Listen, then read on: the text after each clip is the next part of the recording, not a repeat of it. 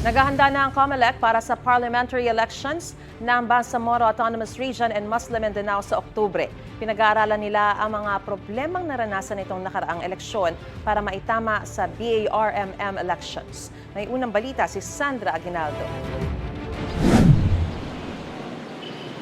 Nagsimula na raw maghanda ang COMELEC sa parliamentary elections sa Bangsamoro Autonomous Region and Muslim Mindanao o BARM na gaganapin sa October 13 o 5 buwan mula ngayon. Kaparehong makina o automated counting machine ang gagamitin sa eleksyon pero 7,000 units lang para sa 2.3 million na botante ng BARM. Kaya naman pinag-aaralan daw ng COMELEC kung paano pa mapapaganda ang sistema mula sa naranasan sa nagdaang eleksyon. Gaya halimbawa ng pagpalya ng mahigit 300 makina na posible raw na dahil sa sobrang init ng panahon at ilang napaulat na pagluluwa nito ng balota. I-brought up ko yung idea na yan na nagkamali ba tayo sa 100 GSM o tama lang yung 100 GSM. So kung ginawa ba natin 160 GSM na katulad ng dati, ano ba ang pagbabago niyan? Hindi naman po talaga nagbablat kung napansin niyo yung balote. Yung ballpen naghihimul-mul.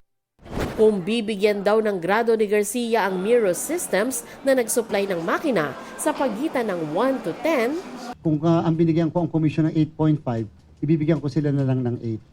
paliwanag ni Garcia, ibabalik ng COMELEC sa Miro ang mga nirentahang makina at maiiwan lamang yung gagamitin sa BARM. Ipatutupad rin daw nila ang kakaibang feature ng parliamentary elections alinsunod sa batas.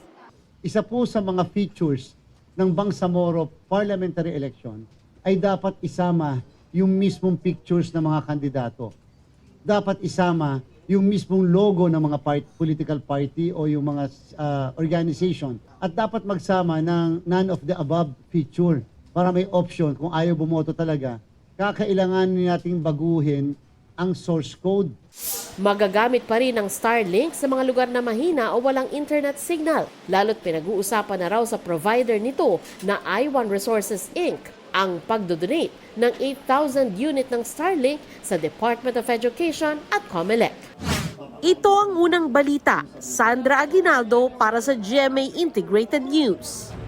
Gusto mo bang mauna sa mga balita? Mag-subscribe na sa GMA Integrated News sa YouTube at tumutok sa unang balita.